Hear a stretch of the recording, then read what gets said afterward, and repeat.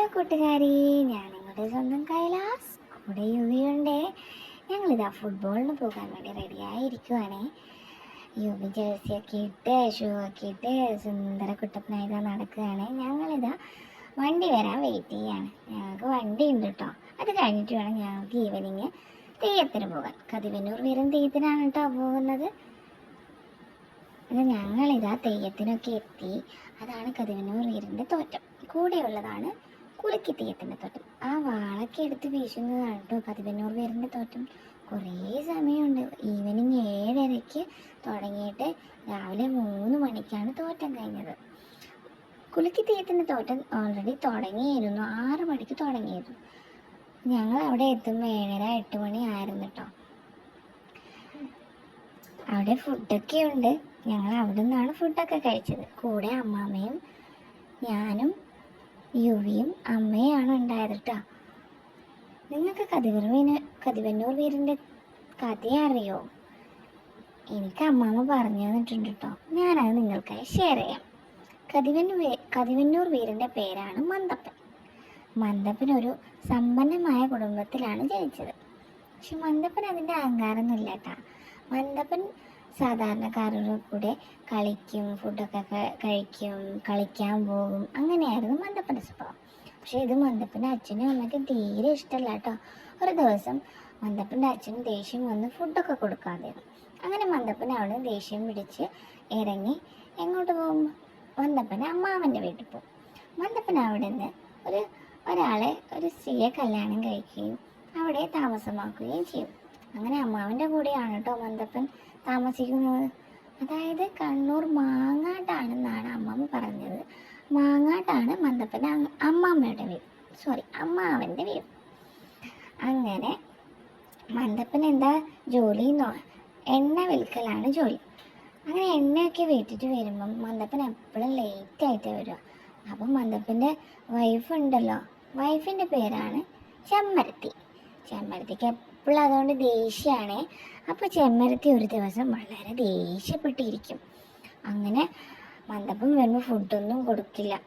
മന്ദപ്പനോട് പറയില്ല, ഇവിടെ ഫുഡൊന്നും ഇല്ല, പുറത്തു പോയി കഴിച്ചോ, അങ്ങനെ ഇങ്ങനെയൊക്കെ പറയും. അപ്പോൾ ലാസ്റ്റ് ചെമ്മരത്തി ഫുഡ് എടുത്തു കൊടുക്കും. അതിൻ്റെ അകത്താണെങ്കിൽ കല്ലും നെല്ലും മുടിയും ഒക്കെ ഉണ്ടാവും. ചെമ്മരത്തി ഓരോന്നിങ്ങനെ പറയായിരുന്നേ. അങ്ങനെയാണ് കേട്ടത്. പണ്ട് കാലത്ത് കുടകിന്ന് കേരളത്തിലേക്ക് പടയ്ക്ക് വരുമ്പോൾ, അതായത് യുദ്ധത്തിന് വരും. അങ്ങനെയാണ് യുദ്ധത്തിന് പോകണമെന്ന് പറഞ്ഞിട്ട് കുറേ ആൾക്കാർ വരും. അങ്ങനെ മന്ദപ്പൻ യുദ്ധത്തിന് പോകാൻ വേണ്ടിയിട്ട് ഒരുങ്ങിയിട്ട് മന്ദപ്പൻ ആയുധങ്ങൾ എടുത്ത് പോകുമ്പോൾ മന്ദപ്പൻ്റെ തല ഒരു ഭിത്തിയിലിടിച്ച് ചോര വരും. അപ്പോൾ ചെമ്മരത്തി പറയും, അയ്യോ യുദ്ധത്തിന് പോകണ്ടേ, ചോര കണ്ടാൽ മരണം ഉറപ്പാന്ന് പറയും. അപ്പം മന്ദപ്പൻ ഇതൊന്നും കേൾക്കില്ല. അപ്പോൾ ചെമ്മരത്തി ഇത് പറഞ്ഞുകൊണ്ടിരിക്കും. പക്ഷെ എന്നിട്ടും മന്ദപ്പൻ യുദ്ധത്തിന് പോകും. പക്ഷെ ചെമ്മരത്തിക്ക് തീരെ സമാധാനം ഉണ്ടാവില്ല. ചെമ്മരത്തി ഇത് പറഞ്ഞല്ലോ, അതുകൊണ്ട് ചെമ്മരത്തിക്ക് തീരെ സമാധാനമില്ല. അതുകൊണ്ട് മന്ദപ്പൻ പോയപ്പോൾ തൊട്ട് തന്നെ ചെമ്മരത്തിക്ക് വലിയ വിഷമമാണ്. ചെമ്മരത്തി മന്ദപ്പനെ വെയിറ്റ് ചെയ്ത് ഇങ്ങനെ വീട്ടിൻ്റെ ഉമ്മറത്ത് ഇങ്ങനെ ഇരിക്കുവാണേ. അങ്ങനെ മന്ദപ്പൻ ലാസ്റ്റ് യുദ്ധവും ജയിച്ച് വരും. അതായത് കുടകിലേക്ക് പോയിട്ട് അവർ പടയ്ക്ക് പോയിട്ട് ജയിച്ചിട്ടൊക്കെ വരും. അപ്പോഴാണ് മന്ദപ്പൻ ഓർത്തത് തൻ്റെ മോതിരവും ഒരു ചെറുവിരൽ അവിടെ മറന്നു വെച്ചത്. എന്നിട്ട് തിരിച്ച് മന്ദപ്പൻ കുടകിലേക്ക് പോകും. അപ്പോൾ കുടകര് യുദ്ധം തോറ്റതല്ലേ. അപ്പോൾ ആ ദേഷ്യത്തിന് മന്ദപ്പനെ വെട്ടി കൊല്ലും. 64 വെട്ടുണ്ടെന്നാണ് പറയുന്നത്. അങ്ങനെ വെട്ടി കൊല്ലും. എന്നിട്ടും മന്ദപ്പൻ ലാസ്റ്റ് മരിക്കും. അങ്ങനെ മന്ദപ്പനെ വീട്ടിലോട്ട് കൊണ്ടുവന്ന് അമ്മാവൻ മന്ദപ്പനെ ചിതയ്ക്ക് വയ്ക്കുമ്പം ചെമ്മരത്തി അതിൻ്റെ കൂടെ എടുത്തു ചാടും. ആ ഒരു വിഷമത്തിൽ ചെമ്മരത്തിയും കൂടെ മരിക്കും. അങ്ങനെയാണ് ഇവർ തെയ്യക്കോലമായിട്ട് മാറുന്നത്. അങ്ങനെ അമ്മാവനാണ് മന്ദപ്പൻ്റെ ആ ഒരു കോലത്തിനെ കതിവന്നൂർ വീരൻ എന്ന് പേരിടുന്നത്. അങ്ങനെയാണ് കേട്ടോ ഈ തെയ്യം ഉണ്ടായത്. ആ ഒരു സത്യത്തിൻ്റെ പേരിലാണ് ചെമ്മരത്തിയും ആ ഒരു ഇതിലാണ് ചെമ്മരത്തി അതിൽ എടുത്ത് ചാടിയത്. അങ്ങനെ അവർ ദൈവക്കോലമായിട്ട് മാറും. അതാണ് കേട്ടോ ഇതിൻ്റെ കഥ എന്ന് പറയുന്നത്. ഇത്രയും എനിക്കറിയുള്ളൂ കേട്ടോ. എനിക്കറിയാവുന്നതാണ് ഞാൻ പറഞ്ഞത്. ചിലപ്പോൾ തെറ്റുകളുണ്ടാവേ, എല്ലാവരും ക്ഷമിക്കണേ. എനിക്കറിയാവുന്നത് ഞാൻ നിങ്ങളോട് ഷെയർ ചെയ്തേ ഉള്ളൂ കേട്ടോ. ഇതാ കണ്ടോ, കൂടെ കുലുക്കി തെയ്യത്തിൻ്റെ തോറ്റം ഉണ്ട് കേട്ടോ. ഇപ്പോൾ എന്തൊക്കെയോ അവർ അവിടെ നിന്ന് സ്റ്റോറി പറയുന്നത് ഞങ്ങൾക്ക് മനസ്സിലാവുന്നില്ല കേട്ടോ. അപ്പോഴാണ് എനിക്ക് അമ്മാമ്മ ഇത് പറഞ്ഞു തന്നത് സ്റ്റോറി.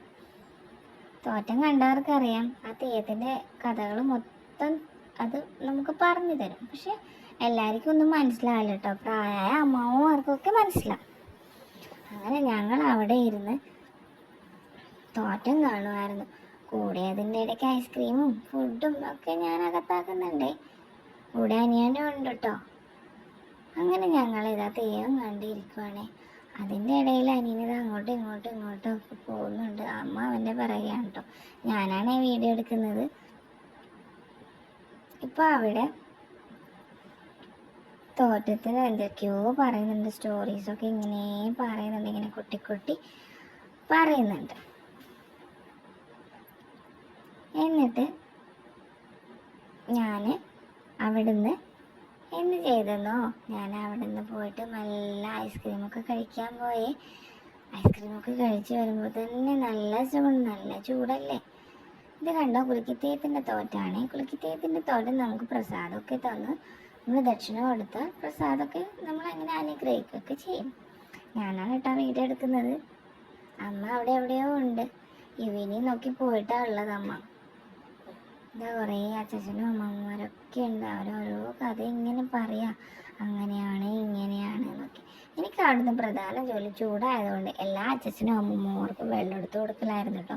അവിടെ വെള്ളം ഇതൊക്കെ ഉണ്ടായിരുന്നു. ഇതാ ഞാൻ ഈ ചെയറിൽ ഇരുന്നിട്ട് കണ്ടോ, എല്ലാവരും നിന്നിട്ട് തെയ്യം കാണും കേട്ടോ. എനിക്കിത് ബോറടിച്ചിട്ടോ. രാവിലെ 2 മണിയായി. യുവി ഇരിക്കുന്നുണ്ട്. ഇതാ എല്ലാവരും നിന്നിട്ട് തെയ്യം കാണാം കേട്ടോ. അതിൻ്റെ ഇടയ്ക്ക് കുലുക്കി തെയ്യത്തിൻ്റെ തെയ്യം കഴിഞ്ഞിട്ടുണ്ട്. ഇപ്പോൾ തോറ്റം കഴിഞ്ഞ് ഇപ്പം തെയ്യം ചെയ്യാനായിട്ടുണ്ട്. ഇത് തോറ്റം കഴിയാനായി. കഴിയാനായപ്പോൾ എല്ലാവരും എണീച്ച് നിന്ന് കാണാൻ നല്ല രസമാണ് കേട്ടോ. അങ്ങനെ തോറ്റം ലാസ്റ്റ് ഒന്ന് ഉറങ്ങി തുള്ളുകയൊക്കെ ചെയ്യും. വാളൊക്കെ എടുത്ത് ഇങ്ങനെ നല്ല രീതിയിൽ തുള്ളുകയൊക്കെ ചെയ്യും. ഇത് കാണാൻ നല്ല രസമാണ്. നിങ്ങൾ കണ്ടു നോക്ക്, നല്ല രസമുണ്ടാവും കാണാൻ. അങ്ങനെ തുള്ളുണ്ടാക്കും ഒക്കെ ചെയ്യും തോറ്റം. നല്ല രസമില്ലേ കാണാൻ?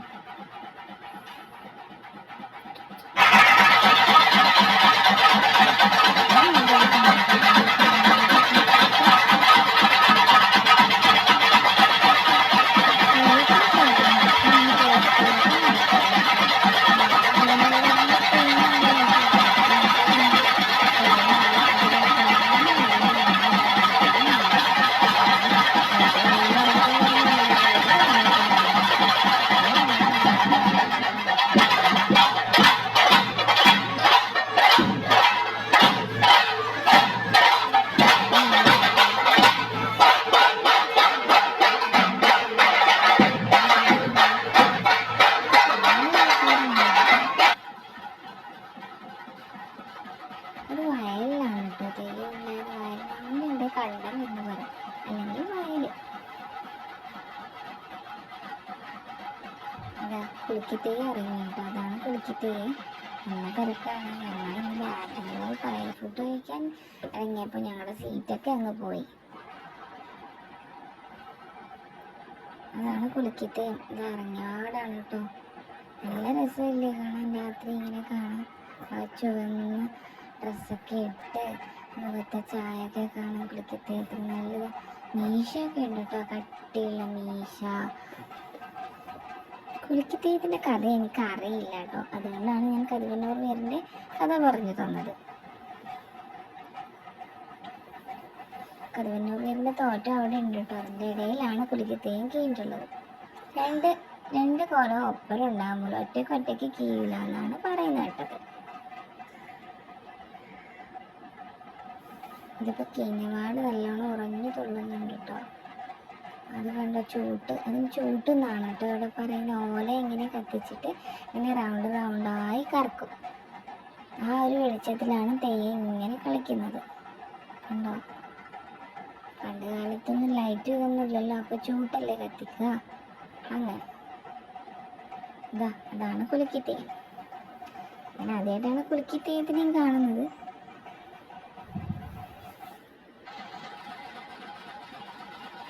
അങ്ങനെ ഞങ്ങൾ കുലുക്കിത്തേയും കണ്ട് വീട്ടിലേക്ക് മടങ്ങി കേട്ടോ. കണ്ടോ കുലുക്കിത്തേത്തിനെ കണ്ടോ?